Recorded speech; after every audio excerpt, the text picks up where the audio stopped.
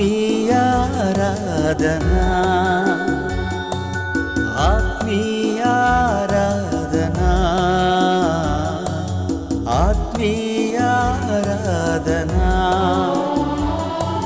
పరలోకపు తండ్రికి పరిశుద్ధముగా ఆత్మ సత్యములతో ఆరాధనా జీవముగల దేవునికి అనుకూలముగా సజీవయాగ శరీరముతో ఆరాధనా ఆత్మీయారాధనా ఆత్మీయారాధనా ఆత్మీయారాధనా ఆత్మీయారాధనా.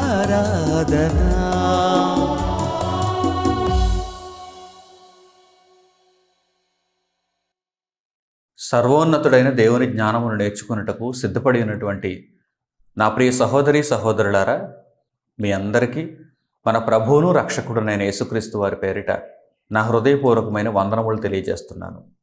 మీరంతా ప్రభు యొక్క కృపలో క్షేమంగా ఉన్నారని భావిస్తూ గత పాఠాలకు కొనసాగింపుగా దేవుని యొక్క నియమ నిబంధనలను మనం తెలుసుకుంటున్నాం.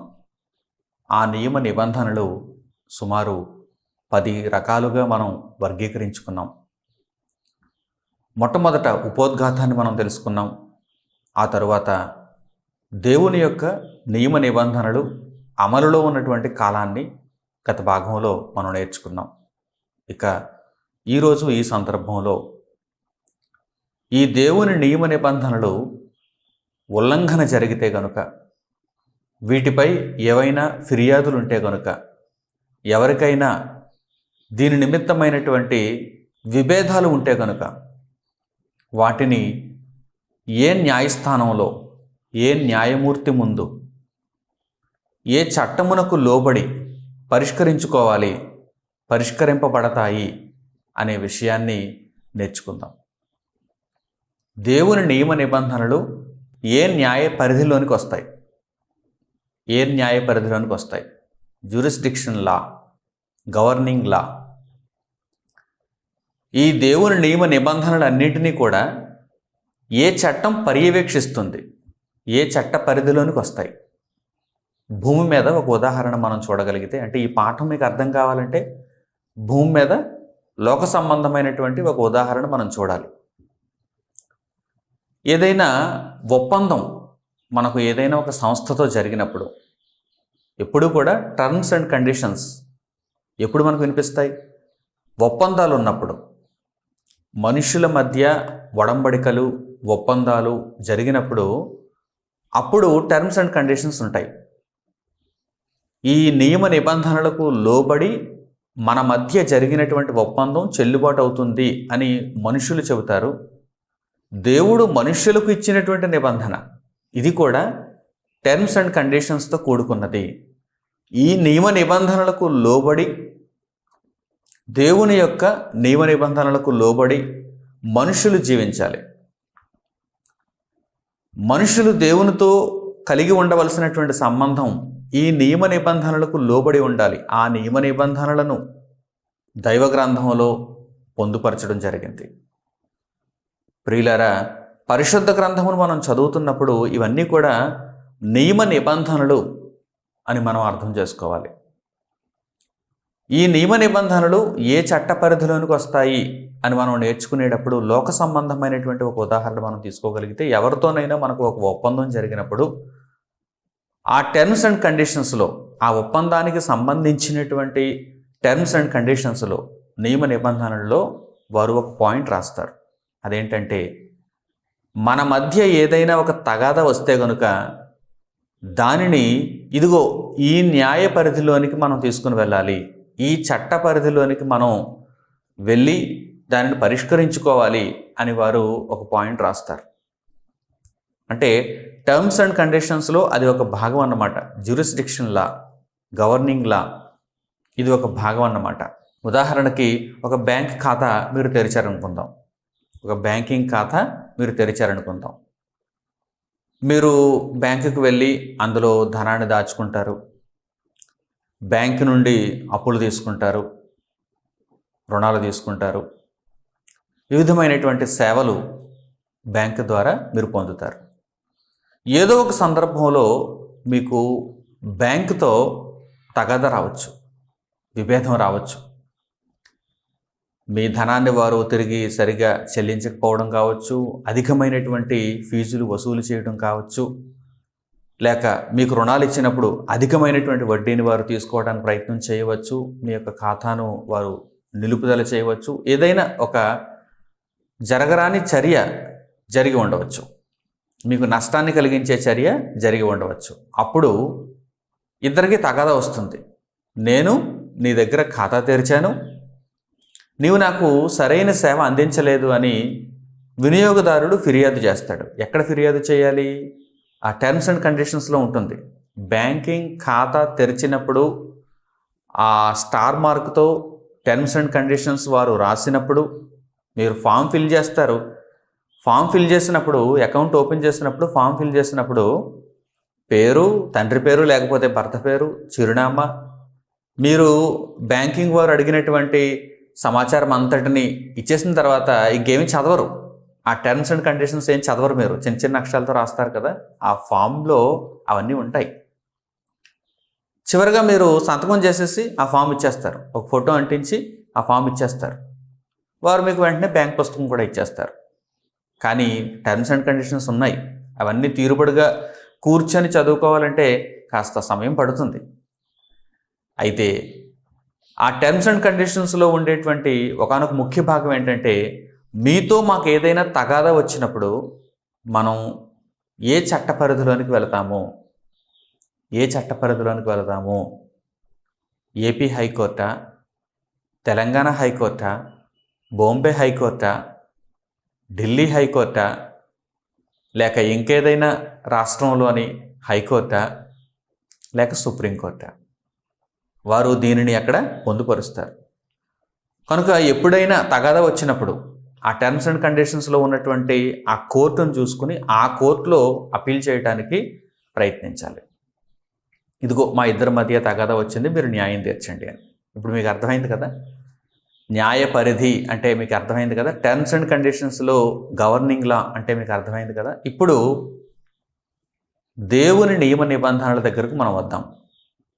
దేవుని నియమ నిబంధనలలో కూడా న్యాయం ఉంది, న్యాయ పరిధి ఉంది, న్యాయమూర్తి ఉన్నాడు, చట్టం ఉంది. కనుక ఈ న్యాయ పరిధిలో ఒకవేళ ఎవరికైనా తగాదా ఉంటే, ఎవరైనా అతిక్రమణ చేస్తే వారికి తగినటువంటి శిక్ష విధింపబడుతుంది, న్యాయము తీర్చబడుతుంది. ప్రియులారా, భూమి మీద న్యాయము తీర్చే వారిని మనం ఒక్కసారి జ్ఞాపకం చేసుకుందామా? ఎవరు న్యాయం తీర్చాలి భూమి మీద? మనుషులకు తగాదా వచ్చినప్పుడు న్యాయం తీరుస్తూ ఉంటారు. అసలు న్యాయం కోసం మనం ఎక్కడికి వెళ్తాం? కోర్టుకు వెళ్తాం.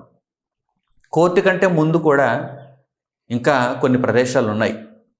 అందరూ కోర్టుకు వెళ్ళరు. మొట్టమొదట న్యాయం తీర్చాలి, ఇద్దరి మధ్య న్యాయం తీర్చాలనుకుంటే కనుక కుటుంబంలో పెద్దల దగ్గరకు వెళ్తారు. పెద్దలను కూర్చోబెడతారు, ఇరు వర్గాలను అక్కడ సమావేశపరుస్తారు. వీరి మధ్య ఉన్నటువంటి తగాదా ఏమిటి, గొడవ ఏమిటి, దానిని పరిష్కరించడానికి మొట్టమొదట పెద్దల దగ్గర, కుటుంబాలలో పెద్దల దగ్గర సమస్యలు పరిష్కరించుకోవడానికి ప్రయత్నం చేస్తారు. అక్కడ కాలేదనుకోండి, గ్రామ పెద్దలు, కుటుంబంలో పెద్దల కంటే గ్రామ పెద్దలు ఇంకా పై స్థాయిలో ఉండేవారు కనుక గ్రామ పెద్దల దగ్గరకు వెళ్తారు. ముఖ్యంగా పంచాయతీ ప్రెసిడెంటు, సర్పంచు వీరి దగ్గరికి వెళ్తూ ఉంటారు. ఇంకా ఎవరైనా అధికారులు గ్రామంలో కానీ లేకపోతే ఆయా ప్రదేశాలలో ప్రాంతాలలో కానీ ఉంటే కనుక, పేరు మోసినటువంటి వ్యక్తులు ఎవరైనా ఉంటే కనుక వారి దగ్గరకు కూడా అప్పుడప్పుడు వెళ్ళి న్యాయం తీర్చమని అడుగుతారు. ఇరు పక్షాలకు వారు న్యాయం తీర్చాలి. పక్షపాతం లేకుండా న్యాయం తీర్చేటువంటి వారిని న్యాయం తీర్చేవారుగా ఎన్నుకుంటారు. ఇక ఇవేవి కాలేదనుకోండి, అప్పుడు కోర్టులకు వెళ్తారు. దానికంటే ముందు పోలీస్ స్టేషన్కి కూడా వెళ్తుంటారు. అప్పుడప్పుడు పోలీస్ స్టేషన్కి వెళ్తుంటారు. పోలీస్ స్టేషన్లో ఉన్నటువంటి కానిస్టేబుల్ గారు మొదలుకొని ఎస్ఐ గారి వరకు, సిఐ గారి వరకు, లేకపోతే డిఎస్పీ గారి వరకు, లేకపోతే ఎస్పీ గారి వరకు అప్పుడప్పుడు ఈ విభేదాలు ఆయా స్థాయిలను బట్టి వెళుతూ ఉంటాయి. వీరు ఆయా స్థాయిలలో పరిష్కరించడానికి ప్రయత్నం చేస్తారు. అక్కడ కూడా కాలేదనుకోండి, అప్పుడు కోర్టుకు వెళ్తారు. కోర్టులో ఎవరుంటారు? న్యాయమూర్తి, న్యాయవాదులు ఉంటారు, న్యాయమూర్తి ఉంటారు. న్యాయవాదులు వాదనలు చేస్తూ ఉంటారు. ఎవరి పక్షాన వారు వాదించడానికి నియమింపబడ్డారో వారి పక్షాన వారు వాదిస్తూ ఉంటారు. న్యాయమూర్తి చివరిగా అంతిమ తీర్పు చెబుతాడు. ఈ కోర్టులు కూడా జిల్లా సెషన్స్ కోర్టు ఉంటుంది, ఆ తర్వాత పై స్థాయిలో హైకోర్టు ఉంటుంది, రాష్ట్రానికి హైకోర్టు ఉంటుంది, ఆ తర్వాత ఆ పై స్థాయిలో సుప్రీంకోర్టు ఉంటుంది. అంతర్జాతీయంగా కూడా కోర్టు ఉంది. అంతర్జాతీయంగా అంటే దేశాల పరిధి దాటి దేశాలకు మధ్య ఏమైనా తగాదాలు ఉన్నప్పుడు, విభేదాలు ఉన్నప్పుడు అంతర్జాతీయ న్యాయస్థానం కూడా ఉంది. అంతర్జాతీయ న్యాయస్థానం ఇంటర్నేషనల్ కోర్ట్ ఆఫ్ జస్టిస్, ఇది హేగ్ నగరంలో ఉంది, ద హేగ్ అంటారు. ఇది నెదర్లాండ్స్లో ఉంది, నెదర్లాండ్స్ దేశంలో ఉంది. ప్రియులారా, ఇవి భూమి మీద మనుష్యులు ఆయా స్థాయిలో న్యాయమును పరిష్కరించుకునేటువంటి ప్రదేశాలు, న్యాయము తీర్చేటువంటి మనుష్యులు. అయితే దేవుని నియమ నిబంధనలకు సంబంధించి, దేవుడిచ్చినటువంటి నియమావళికి సంబంధించి మనుష్యులకు ఏవైనా తగాదాలు, అతిక్రమణలు జరిగితే ఆత్మగా దేవుని న్యాయపీఠం ముందు ప్రత్యక్షమవ్వాల్సిందే. దేవుని న్యాయస్థానంలోనే తీర్పు జరుగుతుంది. ఈ విషయాన్ని పరిశుద్ధ గ్రంథం నుండి ఈ సందర్భంలో చక్కగా మనం నేర్చుకుందాం. దేవుని న్యాయ పరిధిని గూర్చి మనకు అర్థమైతే ఆ న్యాయ పరిధికి లోబడి, ఆ చట్టమునకు లోబడి దేవుని కొరకు మనము చక్కగా బ్రతికేటువంటి అవకాశం కలుగుతుంది. కనుక పరిశుద్ధ గ్రంథమును తెరిచి దేవుని యొక్క విశేషమైనటువంటి జ్ఞానమును ఆయన మాటలలో చూస్తూ నేర్చుకుంటూ అద్భుతముగా దేవుని కొరకు మీరు మలచబడాలని నేను కోరుకుంటున్నాను. ఇప్పటి వరకు తెలియని ఎన్నో సంగతులు ఈ పాఠం ద్వారా దేవుని న్యాయ పరిధిని గూర్చి మీరు తెలుసుకోబోతున్నారు. ముందుగా భూమి మీద ఇప్పటి వరకు మనం చర్చించుకున్నటువంటి ఈ న్యాయ వ్యవస్థలన్నీ కూడా, కోర్టులు కావచ్చు, పోలీస్ స్టేషన్స్ కావచ్చు, పంచాయతీలు కావచ్చు, పెద్దలు కావచ్చు, ఎవరైనా, ఏ ప్రదేశాలైనా, ఏ కార్యాలయాలైనా, వీటన్నిటికీ ఆధారం ఏంటంటే న్యాయం. న్యాయం.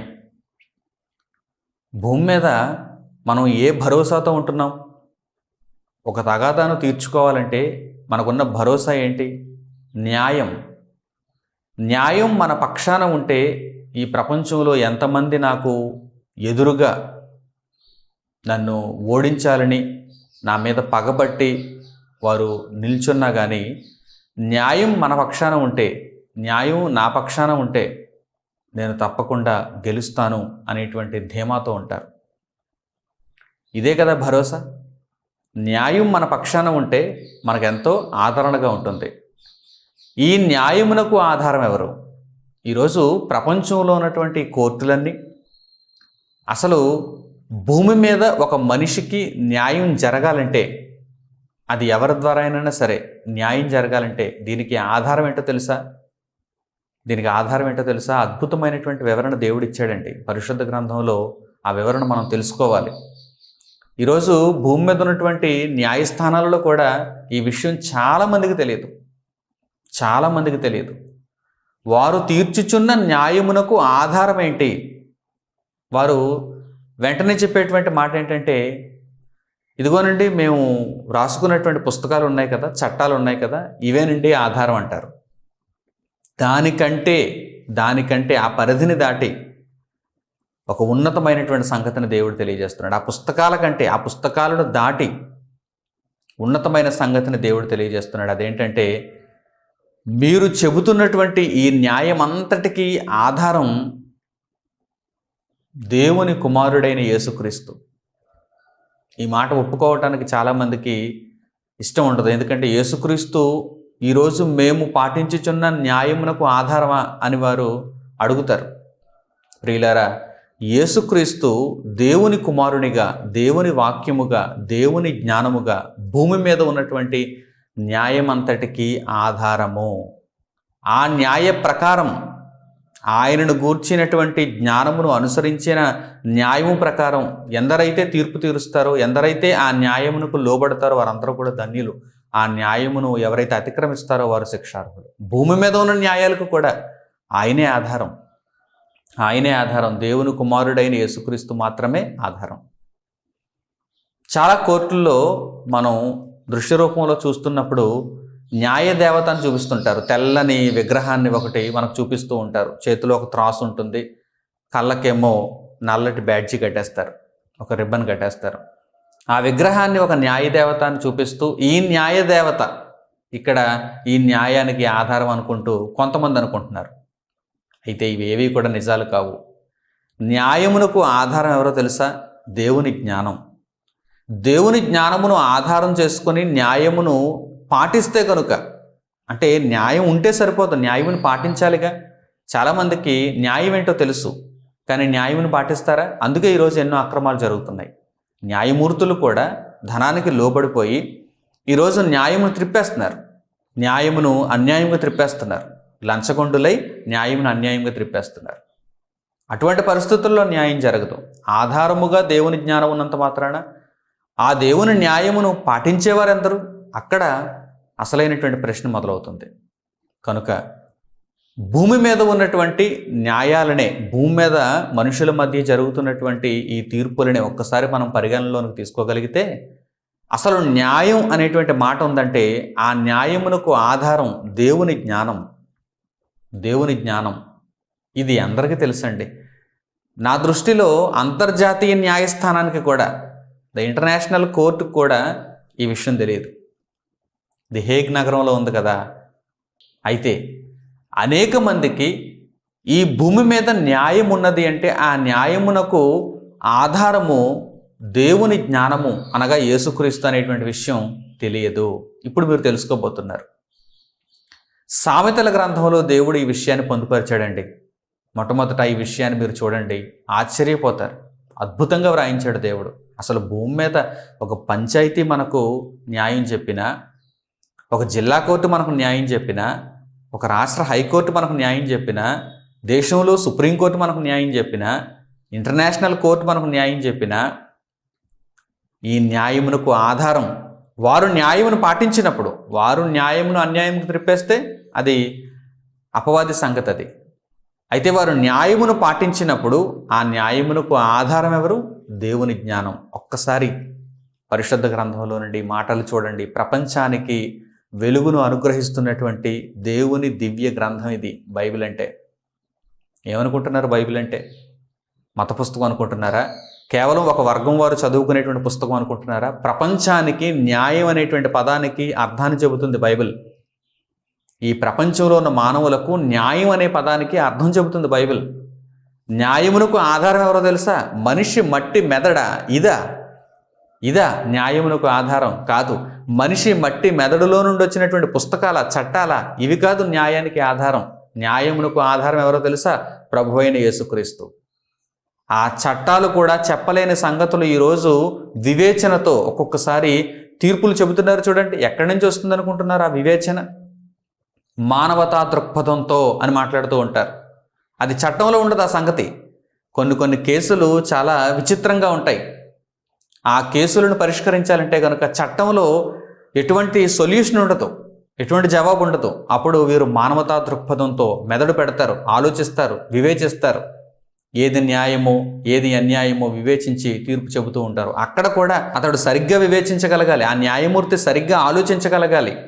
అలా వివేచించగలిగితే ఆ తీర్పుకు, ఆ న్యాయమునకు ఆధారము దేవుని జ్ఞానము. దేవుని జ్ఞానము.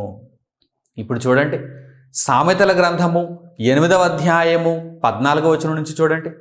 సామెతల గ్రంథము 8వ అధ్యాయము 14వ వచనం నుంచి.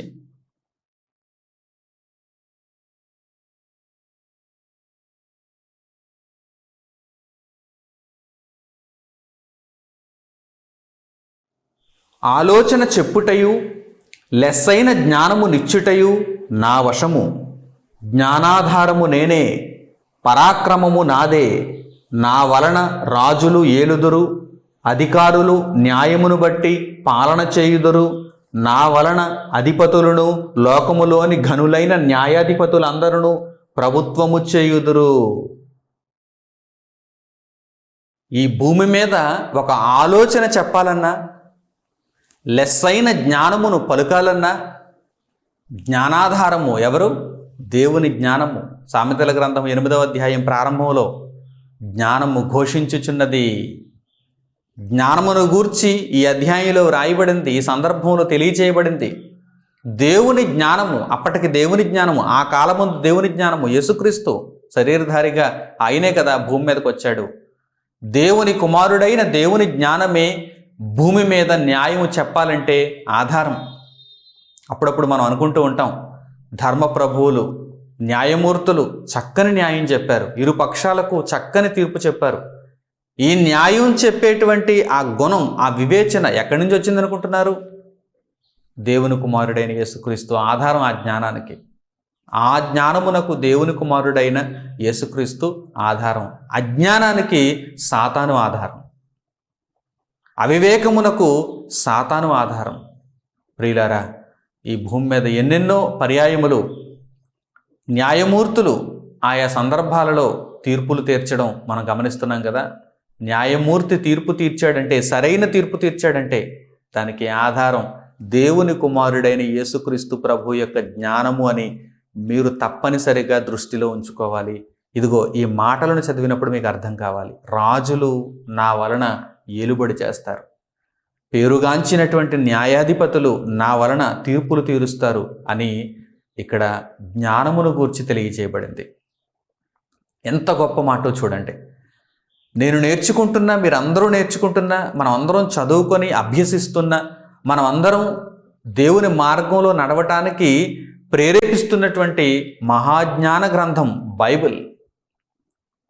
ఈ బైబిల్లో ఉన్నటువంటి సారాంశం ఎంత గొప్పదో మీరు ఆలోచన చేయండి.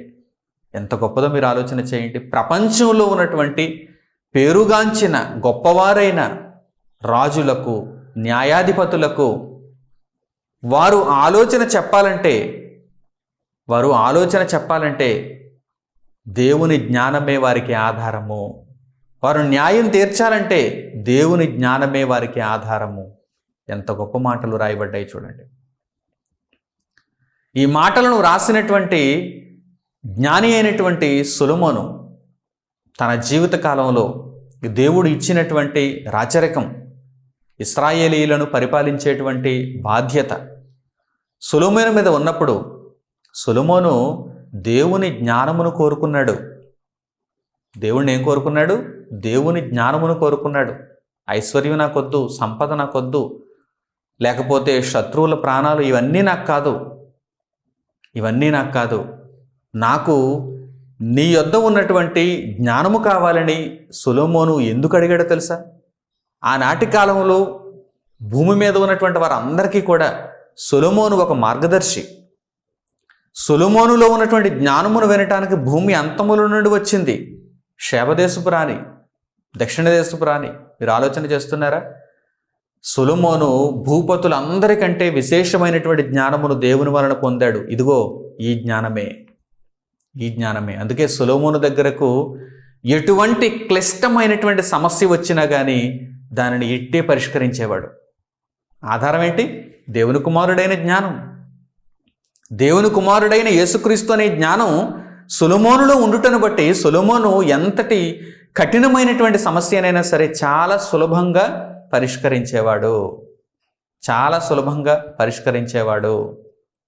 ఒకానొక సందర్భంలో ఇద్దరు స్త్రీలు చనిపోయిన బిడ్డ నా బిడ్డ కాదు, బ్రతికి ఉన్న బిడ్డ నా బిడ్డ అనుకుంటూ ఒక బిడ్డను తీసుకుని వచ్చి ఇద్దరు స్త్రీలు ఈ బిడ్డ నా బిడ్డే అని తగువులాడుకుంటూ సొలొమోను దగ్గరకు వచ్చినప్పుడు సొలొమోను చెప్పినటువంటి తీర్పు మీకు జ్ఞాపకం ఉన్నది కదా. సొలొమోను చెప్పినటువంటి తీర్పు, ఆ తీర్పు చట్టాలలో ఉండదు, పుస్తకాలలో ఉండదు. ఎందుకంటే అది విచిత్రమైనటువంటి సమస్య. అప్పుడు ఆ సమస్యకు లెస్ అయినటువంటి జ్ఞానమును చెప్పాడు సొలొమోను. ఖడ్గము తీసుకొని రండి, ఈ బిడ్డను రెండుగా చీల్చేయండి, ఒక భాగాన్ని ఒక తల్లికి ఇచ్చేయండి, మరో భాగాన్ని మరో తల్లికి ఇచ్చేయండి అని ముందు ఆజ్ఞాపించాడు. తెలుసు ఎలా న్యాయం తీర్చాలో దేవుని జ్ఞానమును బట్టి నేర్చుకున్నవాడే సొలొమోనుకు అక్కడ ఎలా వివేకముగా ప్రవర్తించాలో తెలుసు. అప్పుడు నిజముగా కన్నతల్లి ఏమంటుంది? ఈ బిడ్డను 2 భాగాలుగా చేయొద్దు, 2 భాగాలుగా చేస్తే చనిపోతాడు, కనుక ఆ బిడ్డను ఆమెకే ఇచ్చేయండి, నా బిడ్డ ఆమె దగ్గర పెరిగినా పర్వాలేదు అని కన్నతల్లి, నిజంగా కన్నతల్లి అంటుంది.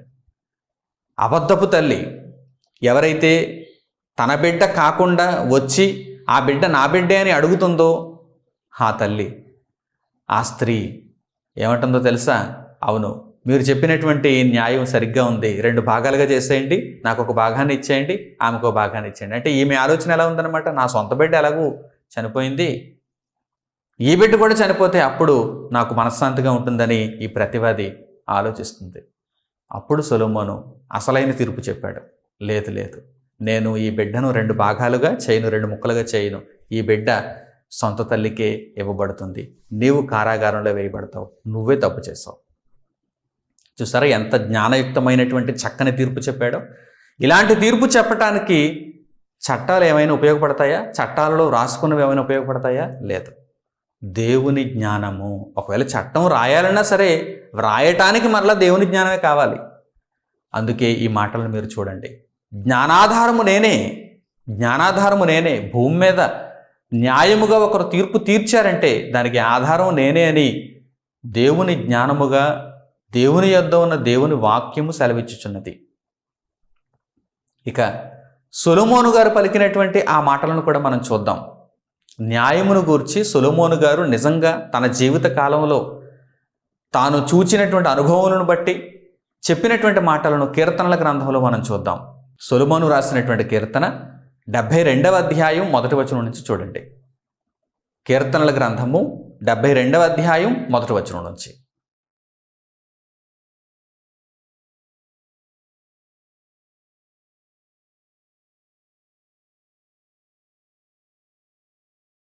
దేవా, రాజునకు నీ న్యాయ విధులను, రాజకుమారునికి నీ నీతిని తెలియజేయుము. నీతిని బట్టి నీ ప్రజలకును, న్యాయ విధులను బట్టి శ్రమనొందిన నీ వారికిని అతడు న్యాయము తీర్చును. నీతిని బట్టి పర్వతములను, చిన్న కొండలను ప్రజలకు నెమ్మది పుట్టించును. ప్రజలలో శ్రమనొందు వారికి అతడు న్యాయము తీర్చును. బేదల పిల్లలను రక్షించి బాధపెట్టు వారిని నలుగుగొట్టును. సొలొమోను గారు దేవుడిని ఏం కోరుకుంటున్నారు? నీ ప్రజలకు నేను న్యాయం తీర్చటానికి నీ జ్ఞానమును నాకు అనుగ్రహించు తండ్రి అని దేవుణ్ణి కోరుకుంటున్నారు సొలొమోను గారు. ఇశ్రాయేలీయులకు రాజు, మరి వారికి చక్కగా న్యాయం తీర్చాలంటే సొలొమోను గారికి దేవుని జ్ఞానం తప్పనిసరిగా అవసరం. ఈరోజు ఇప్పటికీ కూడా చరిత్రలో కింగ్ సొలొమోన్ అనే పేరు వినగానే అందరికీ ఏం గుర్తొస్తుంది? Wisdom of God. చూసారా? అంటే దేవుని జ్ఞానమును కలిగిన వాడుగా సొలొమోను కనిపిస్తున్నాడంటే సొలొమోను యొక్క ఆ యొక్క తీర్పులకు కానీ, సొలొమోను చెప్పిన న్యాయములకు కానీ, సొలొమోనులో ఉన్న జ్ఞానములకు కానీ ఆధారం ఏంటి? దేవుని వాక్యం, దేవుని వాక్యమైన యేసుక్రీస్తు, దేవుని కుమారుడైన యేసుక్రీస్తు. ఈ విషయం పరిశుద్ధ గ్రంథంలో స్పష్టంగా అర్థమవుతుంది. పర్వతములు, చిన్న కొండలు అని అక్కడ పోలిక చెబుతున్నాడు. ప్రజలకు న్యాయం తీర్చాలి అని అంటే అర్థం ఏంటి? సర్వోన్నతుడైన దేవుడు పరలోకంలో గొప్పవాడుగా, న్యాయాధిపతిగా ఉన్నాడు. భూమి మీద మేము న్యాయం తీరుస్తున్నాం. ఆయన జ్ఞానంను ఆధారం చేసుకుని భూమి మీద మేము న్యాయం తీరుస్తున్నాం. మేము ఒక పర్వతం లాంటి వారం, ఒక చిన్న కొండ లాంటి వారం అంటున్నాడు. సర్వోన్నతుడైన దేవుడు ఎంత గొప్పవాడు? ఎక్కడుంటాడు ఆయన? పరలోకంలో ఉంటాడు ఆయన. ఆయన గొప్ప న్యాయాధిపతి. ఆయన సర్వలోకమునకు న్యాయాధిపతి, న్యాయము తప్పని న్యాయాధిపతి. ఆయన చట్టం అమోఘమైనది, అద్భుతమైనది. ప్రియులారా, దేవుని నియమ నిబంధనలు ఏ చట్టపరిధిలోనికి వస్తాయి? దేవుని చట్టపరిధిలోనికి వస్తాయి. దేవుడు నియమించిన చట్టపరిధిలోనికి వస్తాయి. వాటిని అమలు చేసేవాడు తండ్రి అయిన దేవుడు. వాటి ప్రకారము తీర్పులు వెలువరించేవాడు పరలోకమందున్న దేవుడు. ఈ విషయాలను జాగ్రత్తగా మీరు అర్థం చేసుకోవడానికి ప్రయత్నం చేయాలి. భూమి మీద న్యాయము తీర్చేవారు పర్వతములు లాంటి వారు, కొండలు లాంటి వారు. వీటికే ఆధారం, వీళ్ళందరికీ ఆధారం ప్రభువైన యేసు, దేవుని జ్ఞానము. ఇక సర్వోన్నతుడైన దేవుని యొక్క న్యాయమును గూర్చి మనము ఆలోచన చేయగలిగితే, దేవుని నియమ నిబంధనలకు సంబంధించినటువంటి ఆ చట్టమును, ఆ న్యాయమును మనం ఆలోచన చేయగలిగితే అది వీటన్నిటికంటే ఉత్తమమైనది, ఉన్నతమైనది. ఆ పరిధిలోనికి దేవుని నియమ నిబంధనలు వస్తాయి. దేవుని నియమ నిబంధనలు వస్తాయి. దేవుడు చెప్పిన ఆజ్ఞలు, దేవుడు ఇచ్చిన కట్టడలు కాలానుగుణంగా దేవుని యొక్క సంగతులన్నిటినీ తెలుసుకొని, ఉపోద్ఘాతంలో దేవుని సంగతులన్నిటినీ తెలుసుకొని కాలానుగుణంగా వీటిని ఎవరు అమలు చేస్తున్నారు, ఎవరు అతిక్రమిస్తున్నారు, అమలు చేసిన వారికి బహుమానం ఎలా ఉంటుంది, అమలు చేయని వారికి శిక్ష ఎలా ఉంటుంది. ఇదే న్యాయం అంటే. ఈ తీర్పులు దేవుడు ఆయన న్యాయమును బట్టి అమలు చేస్తాడు, ఖచ్చితంగా అమలు చేస్తాడు. ఎవరు కూడా తప్పించుకోవడానికి వీలు లేదు. కనుక ప్రియులైనటువంటి నా సహోదరి సహోదరులారా, భూమి మీద న్యాయ వ్యవస్థ యొక్క కళ్ళు గప్పి మీరు తిరగవచ్చు. మీరు నేరం చేసినా, మీరు తప్పు చేసినా భూమి మీద ఉన్నటువంటి న్యాయ వ్యవస్థలు ఒకవేళ మిమ్మల్ని చూచి చూడనట్టుగా ఉండొచ్చు, కానీ పరలోకమందు ఉన్నటువంటి న్యాయ వ్యవస్థ అయితే మిమ్మల్ని విడిచిపెట్టదు. మీరు దేవుని కొరకు బ్రతికితే మీకు గొప్ప ప్రతిఫలాన్ని ఇస్తుంది. మీరు దేవుని యొక్క చట్టమును, దేవుని యొక్క కట్టడలను అతిక్రమిస్తే శిక్షను కూడా అమలు చేస్తుంది. కనుక ఈ విషయమై ప్రతి ఒక్కరూ కూడా బహుజాగ్రత్త కలిగిన వారుగా ఉండాలి. జాగ్రత్త అనే పదం చిన్న పదం అయిపోతుంది. బహుజాగ్రత్త కలిగిన వారుగా ఉండాలి. తీక్షణమైనటువంటి గురితో ఉండాలి. 24 గంటలు మెలకువతో ఉండాలి. 24 గంటలు భయంతో ఉండాలి. దేవుని కొరకైన బ్రతుకును కలిగి ఉండాలి. నియమ నిబంధనలను నేను అతిక్రమిస్తున్నానా జాగ్రత్తగా చూసుకోవాలి. నియమ నిబంధనలను అతిక్రమించిన వేళ శిక్ష అమలు జరుగుతుందని తప్పనిసరిగా గుర్తుంచుకోవాలి. నియమ నిబంధనలకు లోబడి నొప్పింపబడుతున్నా సరే, నియమ నిబంధనలకు లోబడి జీవిస్తుంటే బహుమానము కలుగుతుందనేటువంటి ఆదరణతో సంతోషంగా ముందుకు కొనసాగిపోవాలి. దేవుని జ్ఞానము ఈ విధంగా మనలను ముందుకు నడిపిస్తుంది. ప్రియులారా, ఇప్పుడు అద్భుతమైనటువంటి దేవుని న్యాయ పరిధిని గూర్చి చక్కని మాటలు మనం చూద్దాం.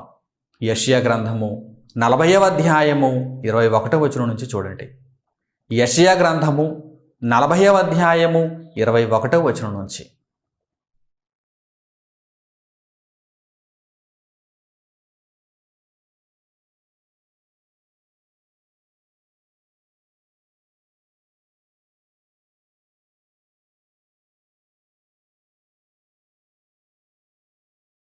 మీకు తెలియదా? మీరు వినలేదా? మొదటి నుండి ఎవరునూ మీతో చెప్పలేదా? భూమిని స్థాపించుటను బట్టి మీరు దాన్ని గ్రహింపలేదా? ఆయన భూమండలము మీద ఆసీనుడై ఉన్నాడు. దాని నివాసులు మిడతల వలె కనబడుచున్నారు. ఒకడు తెరను విప్పినట్లు ఆయన ఆకాశ వైశాల్యమును వ్యాపింపచేసెను. ఒకడు గుడారము వేసినట్లు ఆయన దానిని నివాస స్థలముగా ఏర్పరచెను. రాజులను ఆయన లేకుండా చేయును. భూమి యొక్క న్యాయాధిపతులను మాయాస్వరూపులుగా చేయును. వారు నాటబడగనే, విత్తబడగనే, వారి మొదలు భూమిలో వేరు తన్నక మునుపే ఆయన వారి మీద ఊదగా వారు వాడిపోవుదురు. సుడిగాలి పొట్టును ఎగరగొట్టునట్లు ఆయన వారిని ఎగరగొట్టును. నీవు ఇతనితో సమానుడవని మీరు నన్నెవనికి సాటి చేయుదురు అని పరిశుద్ధుడు అడుగుచున్నాడు. దేవుని గూర్చి ఎంత ఉన్నతంగా ఆలోచించినా అది తక్కువే. ఇంకా ఉన్నతుడైన సర్వోన్నతుడు తండ్రి ఈ భూమి మీద న్యాయ వ్యవస్థలను, న్యాయమూర్తులను మీరు చూడగానే, వారి వస్త్రధారణ కానీ, వారు ఇచ్చే తీర్పులు కానీ, వారి చుట్టూ ఉన్నటువంటి హోదా కానీ మీరు చూడగానే ఎంతో భయకంపితులైపోతారు. వారి దగ్గర మీ ప్రవర్తన ఎలా ఉంటుంది? చాలా జాగ్రత్తగా ఉంటుంది. ఏమండి, ఒక సుప్రీంకోర్టు హాల్లోనికి, ఆ బెంచ్ దగ్గరికి మీరు కానీ, నేను కానీ, ఎవరైనా కానీ వెళ్ళాలనుకుంటే ఎలా వెళ్ళాలో తెలుసా? చేతులు జోడించి న్యాయమూర్తి దగ్గరికి వెళ్ళాలి. చాలా వినమ్రతతో నీకు అవకాశం ఇచ్చినప్పుడు ఆ సమయంలో నీవు జాగ్రత్తగా వెళ్ళాలి. దేశంలో ఎవరైనా సరే ఎంత పేరు ప్రఖ్యాతలు గాంచిన వారైనా, ఎంత అందచందాలు కలిగిన వారైనా, ధనవంతులైన ఎవరైనా సరే న్యాయమూర్తి ముందుకు, సర్వోన్నత న్యాయస్థానం అని చెప్పుకుంటున్నారు కదా ఒక దేశానికి, అంతర్జాతీయ న్యాయస్థానం ప్రపంచవ్యాప్తంగా అని చెప్పుకుంటున్నారు కదా. ఈ న్యాయస్థానాలలో ఉన్నటువంటి న్యాయమూర్తుల దగ్గరకు మీరు వెళ్ళాలంటే కనుక చాలా జాగ్రత్తగా వెళ్ళాలి. ఒకవేళ వెళ్ళే అవకాశం వస్తే, వెళ్ళాల్సిన పరిస్థితి ఏర్పడితే చాలా జాగ్రత్తగా వెళ్ళాలి. ఇక క్రింది కోర్టుల్లో కూడా మీ స్థాయిలను బట్టి, జిల్లా కోర్టులో ఉన్నటువంటి ఒక న్యాయమూర్తి దగ్గరకు మీరు వెళ్ళాలంటే ఎంత భయంతో వెళ్తారో చెప్పండి. ఆ హాల్లో మీరు ప్రవేశించేటప్పుడు చాలా జాగ్రత్తతో ఉండాలి. మీ సెల్ ఫోన్ సైలెంట్ మోడ్లో పెట్టాలి, లేకపోతే స్విచ్ ఆఫ్ చేసుకోవాలి. అక్కడికి మీరు వెళ్ళి మీకు ఒక ఫోన్ కాల్ వస్తే మీరు అక్కడ హాయిగా మాట్లాడుకోవడానికి కుదరదు. చుట్టూ ఉన్నవారు ఒప్పుకోరు, బందీ బలగం ఒప్పుకోదు, అక్కడ ఉన్నటువంటి హోదా ఒప్పుకోదు, ఆ ప్రత్యేకత ఒప్పుకోదు. కనుక మీరు అక్కడికి వెళ్ళినప్పుడు చాలా జాగ్రత్తగా ఉండాలి. ఈరోజు భూమి మీద న్యాయమూర్తులకు అంత హోదా ఉంది. ఈ హోదాను మీరు గమనిస్తున్నప్పుడు ఈ హోదాకు మీరు ఇచ్చేటువంటి ఈ విలువ, మీరు చూపేటువంటి భయభక్తులు, వీటన్నిటికంటే కోటాను కోట్ల రెట్లు ఎక్కువగా మీ కన్న తండ్రి అయిన దేవుని దగ్గర మీరు చూపించాలి, నేను చూపించాలి, అందరూ చూపించాలి. ఎందుకో తెలుసా? అసలు ఆయనను గూర్చి మీరు సరిగ్గా ఆలోచించకపోవడం వలనే ఇంత దారుణమైనటువంటి పరిస్థితి ఈరోజు మనకు కనిపిస్తుంది.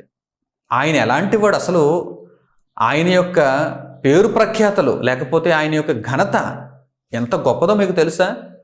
ఒక తెర పరిచినట్టు పరిచాడు ఆయన ఆకాశాన్ని. మీరు నిద్రపోవటానికి మంచం మీద ఒక దుప్పటి వేసుకుంటారు, ఒక తెర వేసుకుంటారు కదా, అలా ఒక దుప్పటి వేసుకుంటారు. ఎంత సులభంగా వేసుకుంటారు? ఆకాశాన్ని అంత సులభంగా వేశాడు ఆయన. ఇప్పుడు ఆయన యొక్క ప్రతిభా పాఠవాలను ఒక్కసారి గమనించండి. భూమిని ఎలా స్థాపించాడు, ఆకాశాన్ని ఎలా విశాలపరిచాడు, ఒక్కసారి మీరు జ్ఞాపకాలలోనికి తెచ్చుకోండి. ఇంత గొప్పవాని దగ్గర నేను ఎలా ఉండాలి? భూమి మీద ఒక న్యాయమూర్తి దగ్గర మనం ఎలా ఉంటున్నాం? చాలా భయభక్తులతో ఉంటున్నాం. ఈ న్యాయమూర్తులను, మనం ఎంతో గొప్పగా భావిస్తున్నటువంటి న్యాయమూర్తులను దేవుడు ఏం చేస్తాడో తెలుసా? ఒకవేళ చెయ్యాలనుకుంటే ఏం చేస్తాడో తెలుసా? ఒక్కసారి ఊదితే కనిపించకుండా పోతారు. ఒక్కసారి ఆయన ఊదితే కనిపించకుండా పోతారు. ఇంకా నాటబడకుండా విత్తనం ఎలాగైతే పెళ్ళగింపబడితే ఎలా ఉంటుందో అలా వెళ్ళిపోతారు. ఒక సుడిగాలి పొట్టును ఎలా ఎగరగొడుతుందో అలా ఎగరగొట్టేస్తాడు ఆయన. ఎవరిని? భూమి మీద ఉన్నటువంటి న్యాయాధిపతుల్ని, న్యాయమూర్తుల్ని. ఈ న్యాయమూర్తి దగ్గరకు మనం వెళ్ళి గడగడ గడగడ వణికిపోతూ ఉంటాం. ఎలా తీర్పు చెబుతారో, ఎలాంటి న్యాయం చెబుతారో అని, వారి చుట్టూ ఉన్నటువంటి హోదాను బట్టి. ఇక న్యాయమూర్తులే కాదు, పోలీసు వారి దగ్గరికి వెళ్తే గడగడ గడగడ వణికిపోతారు. ఒక ఎస్పీ స్థాయి వ్యక్తి దగ్గరికి వెళ్ళినప్పుడు, ఒక డీజీపీ స్థాయి వ్యక్తి దగ్గరికి వెళ్ళినప్పుడు, ఒక మంత్రి స్థాయి వ్యక్తి దగ్గరికి వెళ్ళినప్పుడు గడగడ గడగడ వణికిపోతూ ఉంటారు. ఇలాంటి వారిని అందరినీ ఆయన ఒక సుడిగాలి వచ్చి పొట్టును ఎగరగొట్టేస్తుందో అలా ఎగరగొట్టేస్తాడండి. పొట్టు గాలికే ఎగిరిపోతుంది. మరి అలాంటప్పుడు సుడిగాలి వస్తే పొట్టు అసలు కనిపిస్తుందా? అలా ఉంటుంది.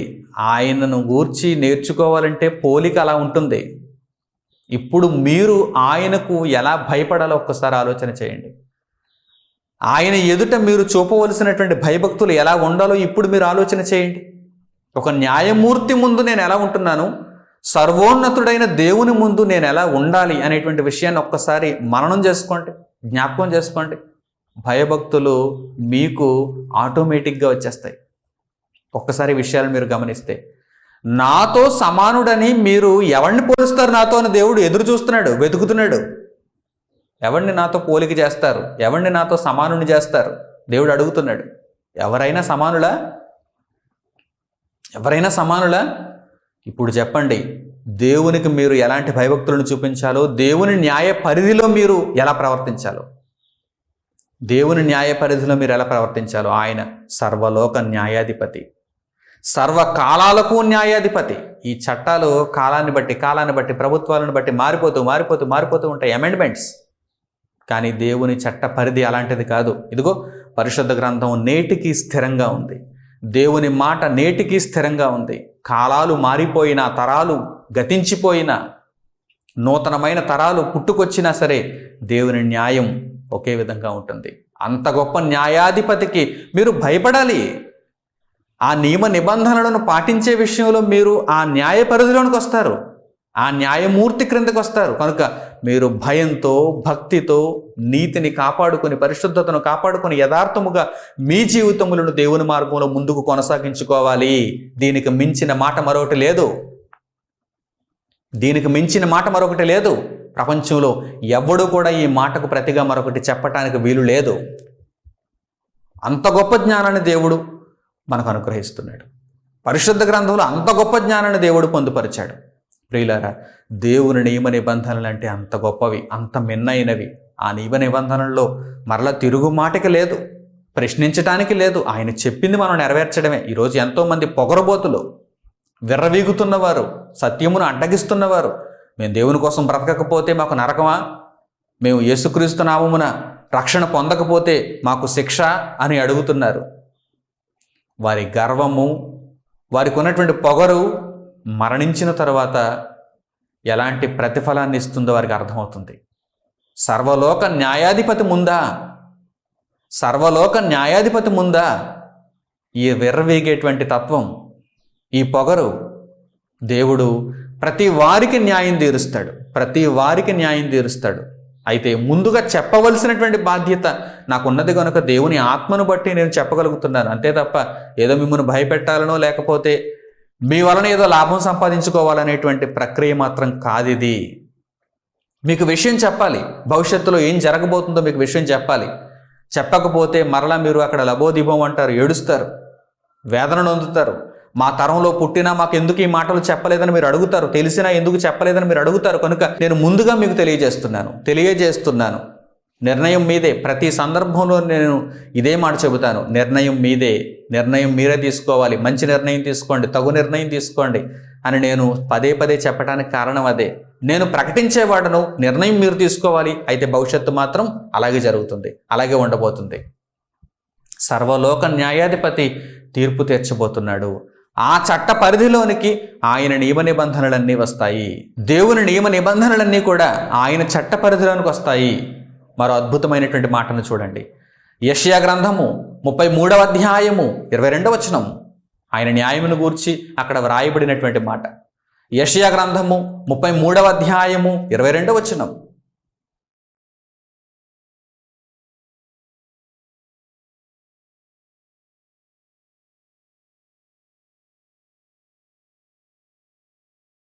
యెహోవా మనకు న్యాయాధిపతి, యెహోవా మన శాసనకర్త, యెహోవా మన రాజు, ఆయన మనలను రక్షించును.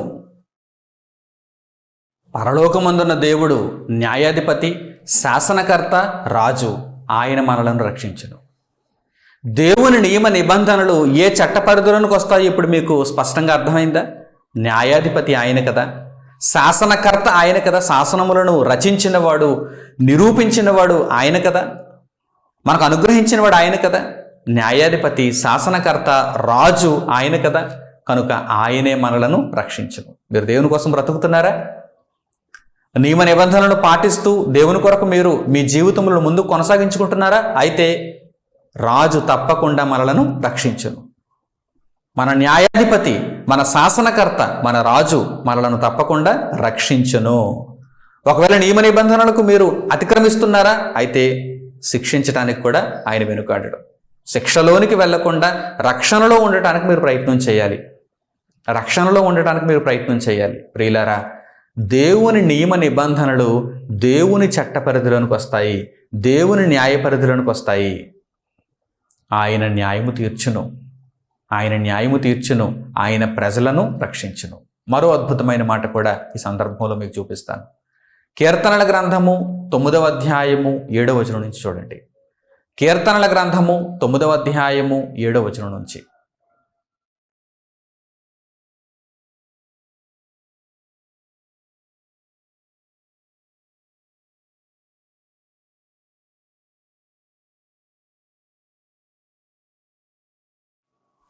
యెహోవా శాశ్వతముగా సింహాసనాసీనుడై ఉన్నాడు.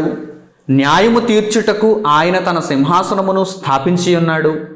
యెహోవా నీతిని బట్టి లోకమునకు తీర్పు తీర్చును, యథార్థతను బట్టి ప్రజలకు న్యాయము తీర్చును. పరలోకమందున దేవుడు శాశ్వతముగా సింహాసనాసీనుడై ఉన్నాడు. ఆయన సర్వలోకమునకు తీర్పు తీర్చువాడు. ప్రియులారా, ఈ భూమి మీద మనిషిగా పుట్టిన వారు ఎవరైనా ఉన్నారంటే వారందరూ కూడా దేవుని న్యాయపీఠము ముందు నిలవాల్సిందే, దేవుని న్యాయపీఠం ముందు రావాల్సిందే. ఒక్కసారి మీరు ఆలోచన చేయండి. ఆ దేవుని న్యాయపీఠం ముందు నేను నిలబడేటప్పుడు నన్ను రక్షించే నాథుడు నాకున్నాడా? నన్ను రక్షించే నాథుడు నాకున్నాడా? ఈరోజు భూమి మీద కూడా ఒక న్యాయమూర్తి ముందుకు మనం వెళ్ళాలంటే మన తరపున వాదించే ఒక న్యాయవాది మనకు ఉండాలి. ఆ న్యాయవాది కూడా చక్కగా వాదించేవాడుగా ఉండాలి, బలమైన న్యాయవాదిగా ఉండాలి. ఎప్పుడు కేసులు ఓడిపోయేటువంటి న్యాయవాదిగా ఉండకూడదు. మనము దేవుని న్యాయపీఠం ముందుకు వెళ్ళేటప్పుడు మన పక్షాన వాదించే న్యాయవాది మనకున్నాడా? ఆలోచన చేసుకోవాలి. ఆ న్యాయవాదే ప్రభువైన యేసుక్రీస్తు. ఆయన ఎప్పుడూ ఓడిపోయింది లేదు. మిమ్మును కాపాడటానికి, రక్షించటానికి, మీ పక్షాన పోరాడటానికి, మీ పక్షాన విజ్ఞాపన చేయటానికి ఆయన ఎల్లప్పుడూ సిద్ధంగా ఉన్నాడు. కనుక ఆయనను మీరు వేడుకుంటే, ఆయన శరణు వేడుకొని ఆయన రక్షణలోనికి మీరు ప్రవేశించగలిగితే ఆ న్యాయపీఠం ముందు మీరు చక్కని బహుమానమును పొందడానికి అవకాశం ఉంటుంది. అందుకే క్రీస్తును ధరించుకొని క్రీస్తులో నడుచుచు దేవుని నియమ నిబంధనలు పాటించి దేవుని కొరకు బ్రతకండి. దేవునికి ఆమోదయోగ్యమైన జీవితాలను కనుపరచండి. అప్పుడు మీకు ప్రతిఫలం చక్కగా దేవుని లోకములో అనుగ్రహింపబడుతుంది. ఆయన శాశ్వతముగా సింహాసనాసీనుడు. ఆయన లోకమంతటికి తీర్పు తీర్చును. ప్రజలందరూ ఆయన న్యాయపీఠం ముందు నిలబడవలసిందే. అయితే ఆ తీర్పును దాటాలంటే, ఆ తీర్పును ఎదుర్కొని ఆ తీర్పులో నీవు మంచి ప్రతిఫలాన్ని పొందాలంటే ప్రభువైన యేసునామమున రక్షణ నొంది ఆయన కొరకు బ్రతికి నీ జీవితాన్ని ఆయనలో ముగించుకో. ప్రభువైన యేసులో నీ జీవితాన్ని ముగించుకో. అప్పుడు ఆ న్యాయపీఠం ముందు నీకు చక్కని న్యాయం లభిస్తుంది. లేదా ఇతడెవడో నాకు తెలియదు అని ప్రభువు చెప్పే పరిస్థితుల్లోనికి నీవు వెళ్ళిపోతున్నావా? నేను మిమ్మును ఎన్నడనూ ఎరుగననేటువంటి పరిస్థితుల్లోనికి నీవు వెళ్ళిపోతున్నావా? ఓ సహోదరుడా, ఓ సోదరి, అటువంటి పరిస్థితుల్లో ఉంటే గనుక, ప్రభువు కార్యములు చేయకుండా, ప్రభువు నామమున రక్షణ నొందకుండా, ప్రభు అంటే ఎవరో నీకు తెలియకుండా, ప్రభువుకు నీవెవరో తెలియకుండా ఉండేటువంటి పరిస్థితుల్లో గనుక ఉంటే ఆ న్యాయపీఠం ముందు శిక్షను అనుభవించవలసి వస్తుంది. శిక్షను మోసుకొని వెళ్ళవలసి వస్తుంది. అది భయంకరమైనటువంటి పరిస్థితి. ఈ భూమి మీద కూడానండి ఏదైనా ఒక కోర్టుకు వెళ్ళినప్పుడు, న్యాయస్థానానికి మనం వెళ్ళినప్పుడు ఆ తీర్పు వెలువడిన తర్వాత చక్కని తీర్పుతో, మనకు అనుకూలమైన తీర్పుతో, మనకు న్యాయము తీర్చబడినటువంటి తీర్పుతో మనము గెలిచిన సందర్భాలలో ఆ కోర్టు నుండి బయటకు వస్తున్నప్పుడు ఎంత ఆనందం అంటే మనకి, ఎంత ఆనందం కలుగుతుందంటే మనకి. ఈ కోర్టులో కేసు గెలిచాను, న్యాయము తీర్చబడింది, న్యాయమూర్తి నన్ను నిర్దోషిగా ఎంచాడు అని కోర్టులో నుండి మనం బయటకు వచ్చేటువంటి ఆ క్షణాలు ఎంత అమోఘంగా ఉంటాయండి. మరి మరో ప్రక్క శిక్ష విధింపబడినటువంటి వారు బేడీలు వేయబడి పోలీసుల చేత తీసుకుని వెళ్ళబడుతున్నప్పుడు, శిక్ష అనుభవించటానికి వారు తీసుకుని పోబడుతున్నప్పుడు వారి యొక్క మనస్సు ఎంత విదారకంగా ఉంటుందో మీరు ఆలోచన చేయండి. వారి యొక్క మనస్సు ఎంత నలిగిపోతుందో, శిక్షను అనుభవించాలనేటువంటి భయంతో వారు తోలుకుని పోబడుతున్నప్పుడు వారి యొక్క పరిస్థితి ఎంత దీనంగా ఉంటుందో ఒక్కసారి మీరు ఆలోచన చేయండి. ఏ పరిస్థితుల్లో ఉండాలి అనేది ఇప్పుడు మనకు అవకాశం కలిగినప్పుడు ఇప్పుడు సరైన నిర్ణయం తీసుకోవడం ఎంత మేలో మీరు ఆలోచన చేయండి. ఎంత మేలో మీరు ఆలోచన చేయండి. కనుక ప్రియులారా, ఈ భూమి మీద మనకు ఏదో శాశ్వతం కాదు. ఈ భూమి మీద ఏదో సంపాదించుకుంటే మనం శాశ్వతమైనటువంటి సుఖాన్ని పొందలేము. అయితే దేవుని సమక్షంలో, దేవుని యొక్క సన్నిధిలో, దేవుని యొక్క కృపను బట్టి యేసుక్రీస్తు ప్రభువు ద్వారా రక్షణ నొంది దేవుని న్యాయపీఠం ముందు చక్కని బహుమతిని మనం పొందగలిగి అక్కడ నుండి మనం శాశ్వతమైన నిత్యత్వంలోనికి వెళ్ళగలిగితే అంతకంటే గొప్ప జీవితం, అంతకంటే గొప్ప సమయం మనకు మరొకటి లభిస్తుందా? లభించదు. కనుక చక్కని నిర్ణయం తీసుకోండి. విజ్ఞతతో ఆలోచించండి, చక్కని నిర్ణయం తీసుకోండి. మీరు చేసిన పాపమంతటిని ప్రభువైన యేసునామమున ఒప్పుకొని క్షమించమని అడిగి ఆయనలో రక్షణ నొందండి. ఇక మీదట ఆయన కొరకు బ్రతకండి, ఆయనను ధరించుకోండి, ఆయన కొరకు బ్రతకండి. ఆయనను గూర్చి నలుగురికి తెలియచేయండి, ఆయన చిత్తమును నెరవేర్చండి. దేవుని నియమ నిబంధనలు పరిపూర్ణంగా తెలుసుకొని ఆ నియమ నిబంధనలకు లోబడి జీవించండి. దేవుని న్యాయపీఠం ముందు, సర్వలోక న్యాయాధిపతి ముందు మీకు చక్కని బహుమానం దొరుకుతుంది. లేదా శిక్ష విధింపబడుతుంది. శిక్ష విధింపబడినప్పుడు ఆ శిక్షను తప్పించేవారు ఇంకెవరూ లేరు. ఎందుకంటే ఆయన సర్వలోక న్యాయాధిపతి. మరో కోర్టుకు అప్పీల్ చేయడానికి లేదు, మరో న్యాయవాదిని అడగడానికి లేదు. భూమి మీద న్యాయవాదులు, భూమి మీద ఉన్నటువంటి న్యాయమూర్తులు అనుకుంటున్నారా? వీరందరూ ఆయన ఊదితే వెళ్ళిపోతారు. సుడిగాలి పొట్టును ఎగరగొట్టినట్లుగా భూమిలో ఇంకా నాటబడకుండా ఒక విత్తనం ఎలాగైతే పెళ్ళగింపబడితే ఉంటుందో ఆ పరిస్థితుల్లోనికి వారు వెళ్ళిపోతారు. అంత చిన్న స్థాయిలో ఉన్నటువంటి వారు వీరందరూ కూడా. కానీ ఆయన సర్వలోక న్యాయాధిపతి. ఆయన చెప్పిన తీర్పుకు ఎదురు లేదు, తిరుగులేదు. మరి అలాంటి పరిస్థితులలో శిక్షను అనుభవిస్తారా లేక జీవమును అనుభవిస్తారా? నిర్ణయం తీసుకోండి. ఈ చక్కని సందర్భంలో దేవుడిచ్చినటువంటి ఈ చక్కని జ్ఞానమును బట్టి, ఆ జ్ఞానమును ఆధారం చేసుకొని చక్కని నిర్ణయంతో దేవునిలో మీ బ్రతుకును ముందుకు కొనసాగింప చేసుకోవాలని హృదయపూర్వకంగా మిమ్మల్ని అందరినీ నేను కోరుకుంటూ ఈ భాగమును ఇంతటితో ముగిస్తున్నాను. వచ్చే భాగంలో ప్రైవసీ పాలసీ, దీనిని గురించి మనం నేర్చుకుందాం. దేవుని నియమ నిబంధనల్లో 4వ అంశాన్ని మనం నేర్చుకుందాం. అంతవరకు ప్రభు యొక్క కృప, క్షేమము మీ అందరికీ తోడుగా ఉండాలని నేను కోరుకుంటూ ముగిస్తున్నాను. తండ్రి అయిన దేవునికి ప్రార్థనలో ఏకీభవించండి. మహోన్నతుడు అయిన మా కన్న తండ్రి, సర్వలోక న్యాయాధిపతి, మీ న్యాయపీఠం ముందుకు మేము రావలసినటువంటి క్షణాలు ఆసన్నమవుతున్నాయి. నాయన తండ్రి, భూజీవిత కాలంలో భవిష్యత్తులో జరగబోయేటువంటి సంగతులు ఎలా ఉంటాయనేది ముందుగా మీ గ్రంథము ద్వారా, మీ మాటల ద్వారా, మీ సందేశము ద్వారా మీరు తెలియజేశారు. మా బ్రతుకులను మేము చేజార్చుకోకుండా, శిక్షలోనికి వెళ్ళిపోయే పరిస్థితిని రానివ్వకుండా, ప్రభువైన యేసు ద్వారా రక్షణను ఉంది ఆయన శరణు వేడుకొని, ఆయన మార్గంలో జీవిస్తూ ఆయనను ధరించుకొని ముందుకు కొనసాగుతూ మా మరణం వరకు నమ్మకత్వముగా మీ కొరకు బ్రతికేటువంటి భాగ్యం మాకు దయచేయండి. ఈ విషయంలో ఏమాత్రం అజాగ్రత్త లేకుండా మీ కొరకు మాత్రమే జీవించగలుగుటకు, ప్రభువైన యేసునామమున రక్షణలో ముందుకు కొనసాగగలుగుటకు నాతో పాటు మీ బిడ్డలందరికీ మీ కృపా కనికరములు తోడుగా ఉంచి సహాయమును అనుగ్రహించండి. నాయన, మీరు దయచేసినటువంటి ఇంత గొప్ప రక్షణకు ప్రభువైన క్రీస్తు ద్వారా మీకు స్తుతులు చెల్లిస్తున్నాము, మిమ్మల్ని కీర్తిస్తున్నాము. నాయన, ఈ భాగ్యమును కోల్పోకుండా మీ కొరకు నిరంతరము జీవించగలగటానికి మాకు సహాయమును అనుగ్రహించండి. చెప్పబడినటువంటి ఈ మాటలు మీ బిడ్డల హృదయాలలో ఫలము తీసుకుని రాగలుగునట్లుగా తండ్రి, వారంతా చక్కని ప్రవర్తన కలిగి ఉండే నిమిత్తం వారికి సహాయం చేయండి.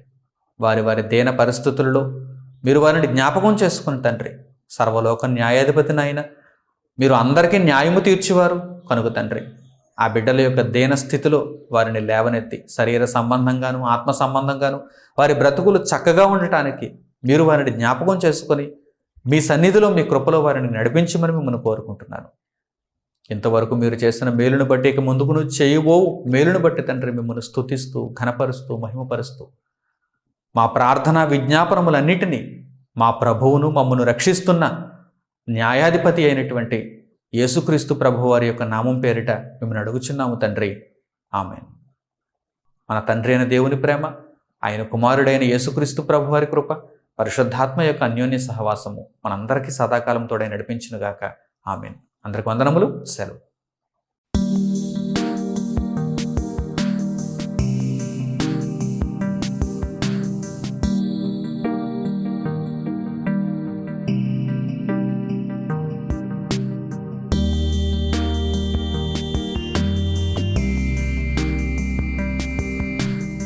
సహోదరులు మణికుమార్ గారు ప్రసంగించిన ఎన్నో ఆత్మ సంబంధమైన సంగతులను ఉచితముగా వీక్షించుటకు మా యూట్యూబ్ ఛానల్స్ ను తప్పక దర్శించండి.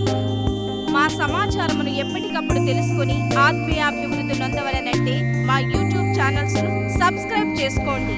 సత్వర నోటిఫికేషన్ల కొరకు సబ్స్క్రైబ్ బటన్ ప్రక్కనే ఉన్న బెల్ సింబల్ ను క్లిక్ చేయండి.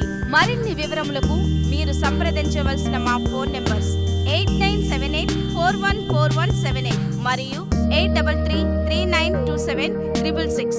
ధన్యవాదములు. ఈ కార్యక్రమమును అనేక మందికి పరిచయం చేయగలరని ఆశిస్తున్నాము. ప్రభువైన యేసుక్రీస్తు పేరిట మీకు శుభములు.